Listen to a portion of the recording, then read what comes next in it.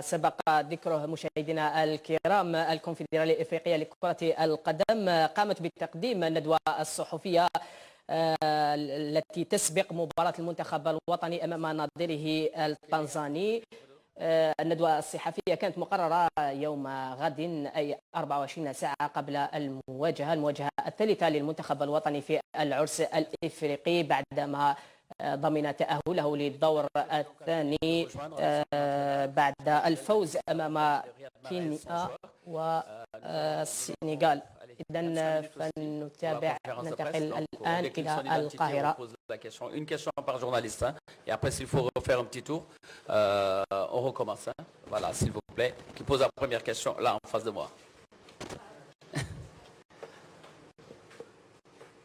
Coach Maher Mezahi, newframe.com. We see that from the outside, it seems like the players, they have your respect and you have their respect. And there's a lot of discipline within the team. Can you just talk about your methodology as a coach in general, even in Qatar, on how you instill discipline and respect, please? You can respond in French, or it's okay. French. Je pense que ma vision du coaching, c'est une affaire de relations humaines, avant toute chose. Donc, vous avez parlé de respect, de discipline. Je pense que c'est le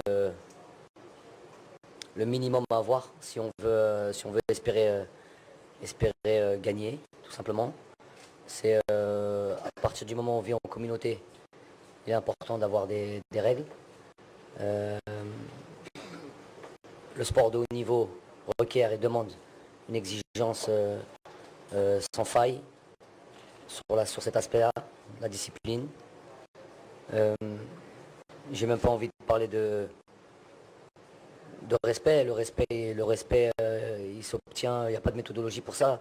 Il s'obtient naturellement. Le respect doit être réciproque. Je pense que les joueurs, s'ils ressentent d'un point que de la part du coach, les choses sont très claires, limpides, avec beaucoup de sincérité, que les choses soient dites. Mon fonctionnement, c'est un peu ça. Un discours clair,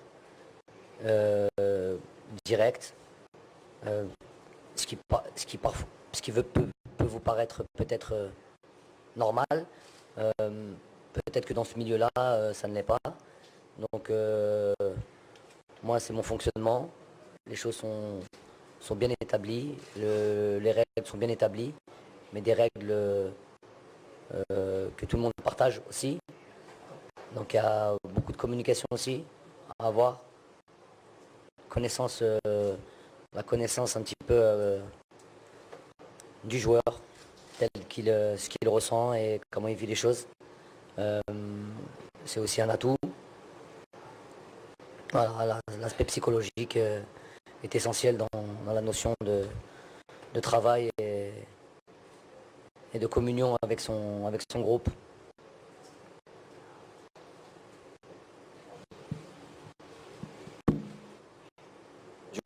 Bonjour coach, Yassir Sam de RFI. Coach, quand une équipe gagne ses 2 premiers matchs, se qualifie après 2 matchs et est assurée de terminer à la première place, vous convenez avec moi que c'est difficile maintenant de se cacher. Aujourd'hui, quelle étiquette on doit mettre sur l'Algérie? Est-ce que maintenant c'est un favori, un potentiel vainqueur, un outsider? Je vous laisserai le choix des mots. Et jusqu'où peut aller cette équipe maintenant? Écoute, je ne me suis jamais caché puisque dès mon intronisation à mon poste de sélectionneur, donc c'était il y a 10 mois de cela. Bon, je sais que vous ne suivez pas tout, c'est normal.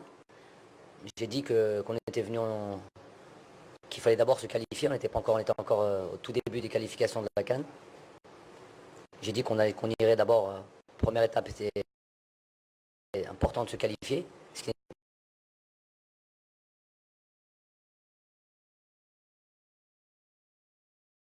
pas évident. Nous avons déjà raté des éditions. Hein.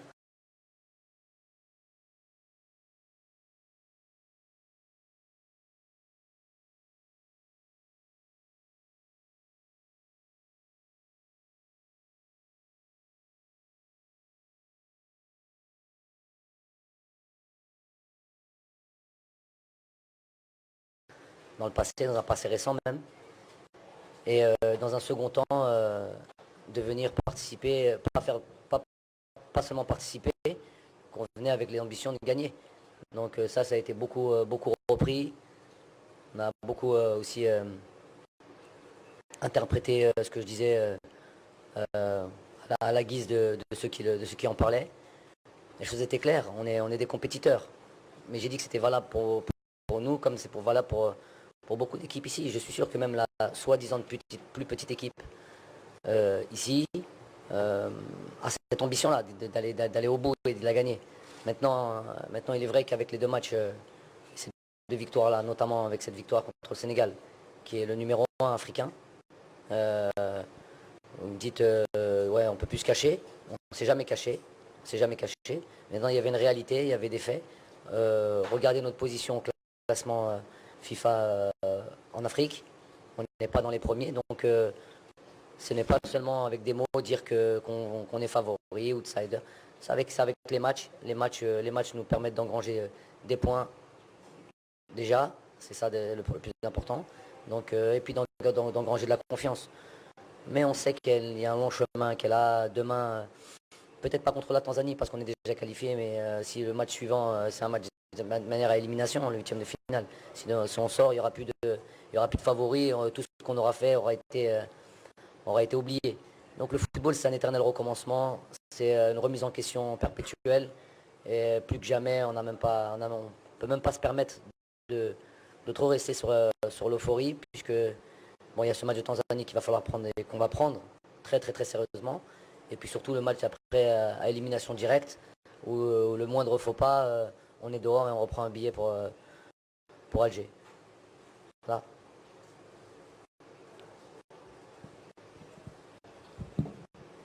Ferch Louch, journaliste de la radio algérienne. Après le deuxième...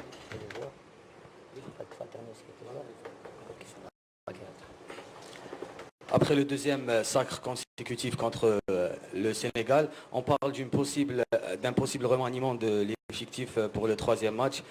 Est-ce que c'est là pour permettre aux autres joueurs de mieux récupérer pour le reste de la compétition? Qui parle? On parle. C'est moi le sélectionneur à ce que je sache. Donc c'est moi qui déciderai si je dois faire un remaniement. C'est pas personne d'autre.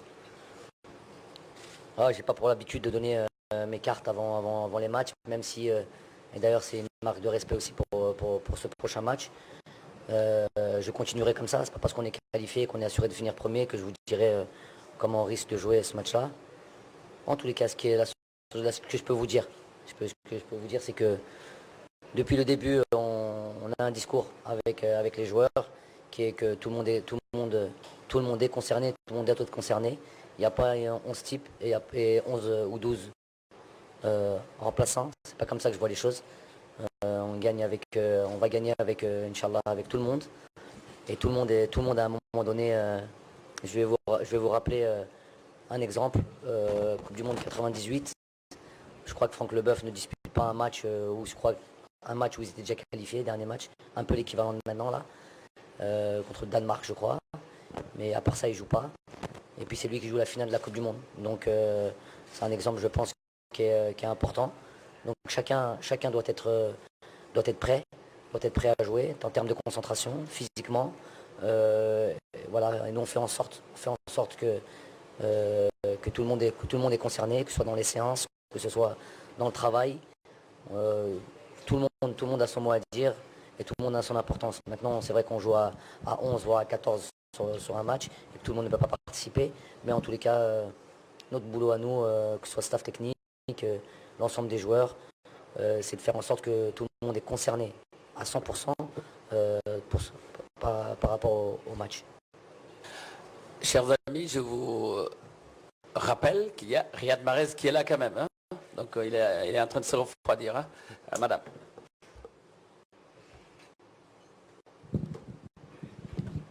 Bonjour. Riyad, il y a quelque temps, même au début, hein, le début de Jamal Belbadi à la tête de la sélection, la grande interrogation ces 2 dernières années, c'était que nos joueurs, c'est-à-dire ils excellaient en club, mais n'arrivaient pas à reproduire la même prestation en équipe nationale. Qu'est-ce qui a changé maintenant? que vous, pratiquement, les mêmes ceux qui étaient là, qui sont toujours là, vous puissiez fournir les mêmes performances en Europe. Bonjour, il n'y a rien qui a changé, c'est juste que voilà, je pense que avant on jouait un peu tous de notre côté. Voilà, on était une équipe, c'est vrai, mais voilà, on le montrait pas assez sur le terrain. Après, avec l'arrivée du coach, il a beaucoup insisté sur ça aussi, c'était très important. Et voilà, là on arrive à le faire. Je pense que d'abord, et on me l'a personnellement toujours dit, je faisais partie d'un collectif et si je rentrais bien dans le collectif, mes qualités individuelles allaient ressortir. Je pense que là, voilà, on l'a vu contre le Sénégal. On joue comme une équipe. Tout le monde se bat pour tout le monde. Tout le monde se donne à fond. Personne triche. Je dis pas qu'on trichait avant, mais en tout cas là, personne triche. Et voilà. C'était un mot que tu n'aurais pas dû utiliser ça. Non. Voilà, tout le monde se donne à fond et voilà. Et automatiquement, voilà, les qualités individuelles ressortent. Bonjour, Antoine Grenier, Radio France Internationale. J'ai une question pour chacun d'entre vous. Riyad, d'abord, je voudrais que vous me parliez de votre sélectionneur, Jamel Belmadi. Quel sélectionneur il est et en quoi est-ce qu'il est spécial? Et vous, Jamel, quels sont les entraîneurs qui vous ont inspiré, que ce soit dans votre parcours de joueur ou quand vous êtes passé sur le banc? Déjà, moi, j'aime pas trop parler du coach. En plus, quand il est là, c'est... Non, voilà, ça se passe très bien avec lui. Là, c'est que le début de la compétition. On va pas s'enflammer. C'est vrai qu'on a gagné les 2 premiers matchs, mais comme j'ai dit, c'est pas une finalité d'avoir gagné contre le Sénégal, c'est bien. Mais ça ne veut pas dire qu'on va aller. Déjà, on va aller plus loin qu'eux. Il y a encore beaucoup de matchs. Il faut rester concentré et on verra, Inch'Allah.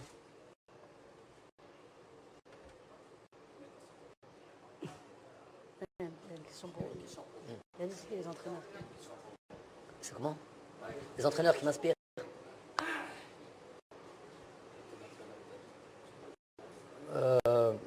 À vrai dire, je m'inspire peut-être pas d'un entraîneur en particulier. C'est plus peut-être un parcours déjà sur ma carrière de joueur où j'ai rencontré, j'ai vu beaucoup de choses. J'ai vu un peu des entraîneurs venant de différents continents, donc une manière différente de voir le football. Football sud-américain par exemple, est différent du football de l'Europe de l'Est. Donc j'ai eu des entraîneurs d'Europe de l'Est, des entraîneurs sud-américains, des entraîneurs espagnols, joué dans différents aussi, championnats, que ce soit championnat français, anglais, espagnol. Donc c'est tout ça un peu tout ce parcours-là, je suis, je peux dire, passionné de football, tout simplement, et donc beaucoup d'observations un peu de tout ce qui se fait, que ce soit jusqu'à maintenant, hein, un éternel élève.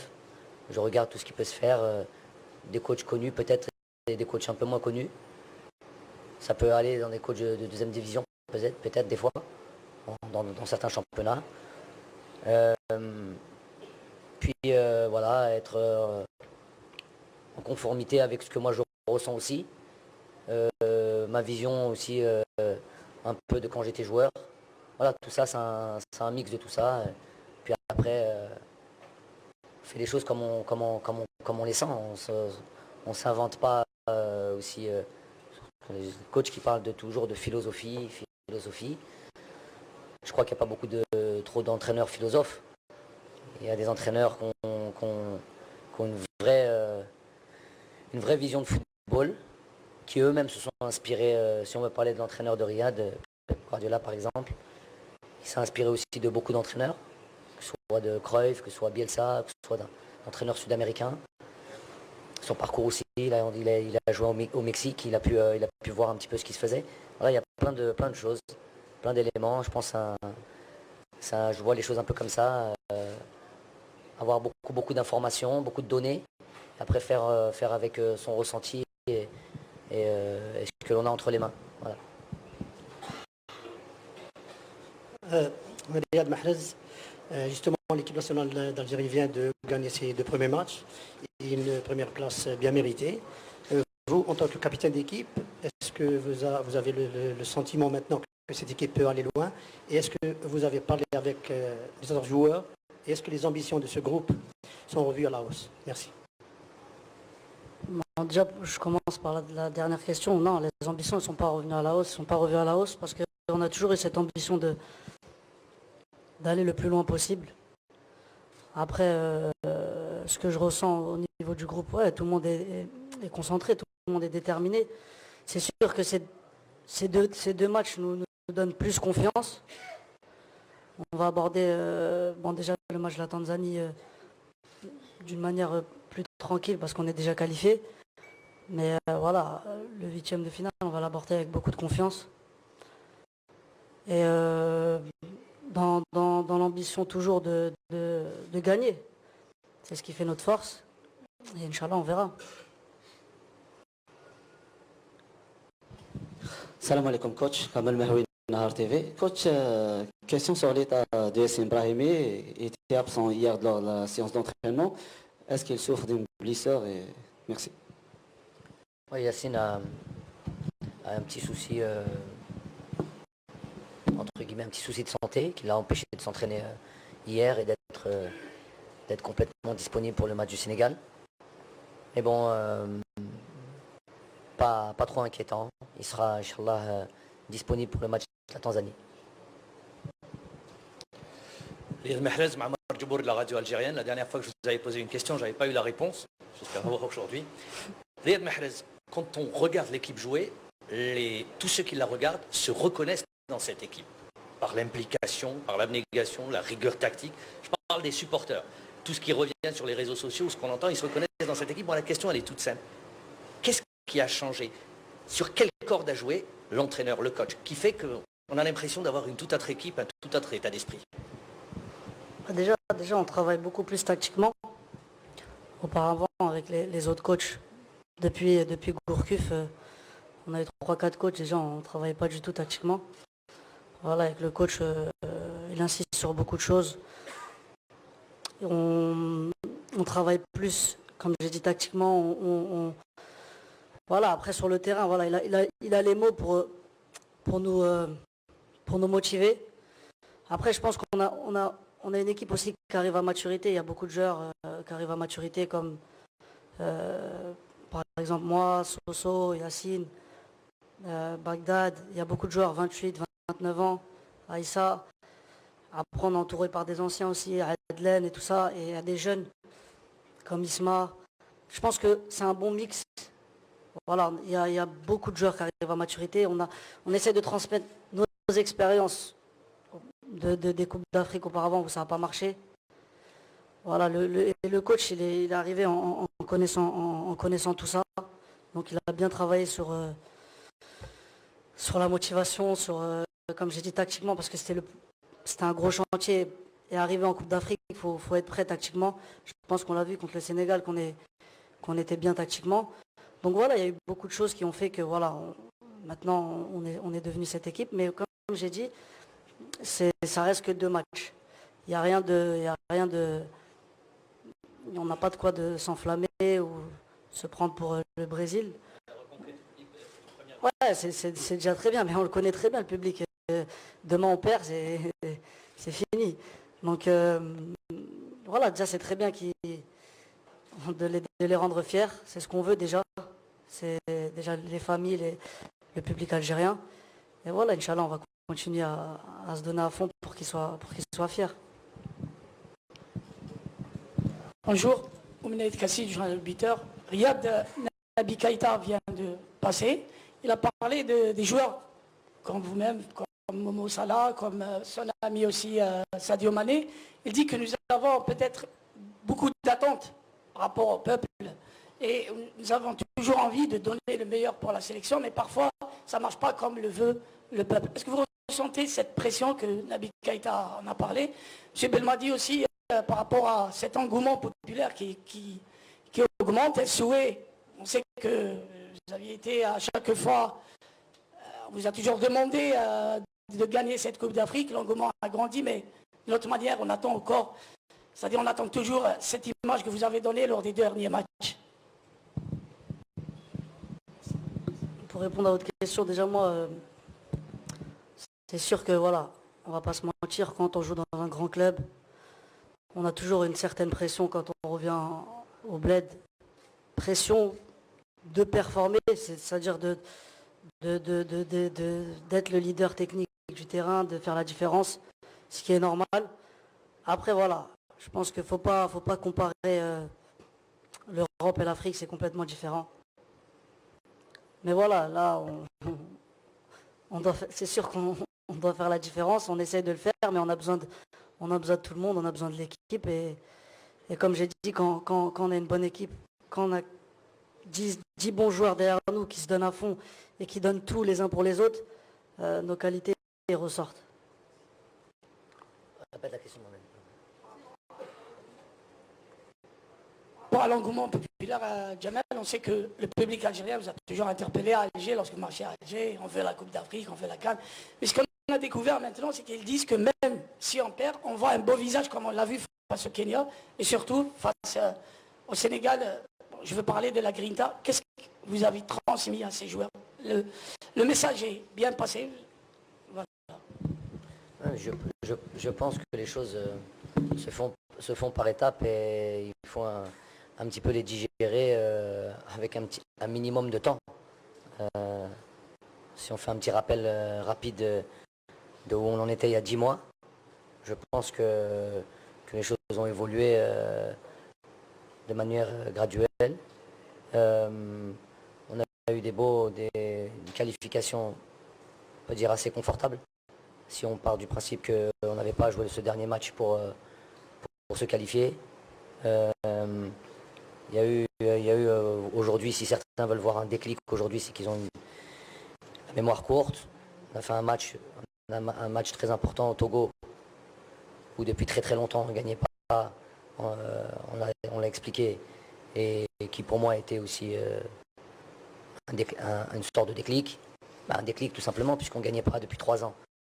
Donc c'était aussi quelque chose d'important. Moi j'oublie pas, je sais que les choses se font par étapes. On ne gagnait pas des matchs comme contre la Tunisie, là où tout le monde disait oui mais c'est la Tunisie, ce qu'on disait ça m'intéresse pas trop, mais on ne gagnait pas contre des équipes comme la Tunisie. Depuis un moment aussi, des équipes importantes de l'Afrique, une équipe qui était mon dernier mondial, on gagne. Match des bons matchs de préparation. On bat le Mali qui vient de faire 2 très bons matchs au début. Et arrivent ces 2 matchs qui arrivent, que ce soit le Kenya ou le Sénégal. Donc vous voyez bien que c'est par étapes les choses se font. Ça ne s'invente pas, c'est pas du jour au lendemain. En football, on n'a pas beaucoup de temps. On n'a pas beaucoup de temps, surtout pour un sélectionneur, puisqu'on ne travaille pas au quotidien. On travaille sur des dates FIFA, on l'a suffisamment dit ça. Alhamdoulilah, les choses avancent, voilà, doucement mais sûrement. Non, je dirais pas doucement, je dis assez rapidement pour moi, je trouve.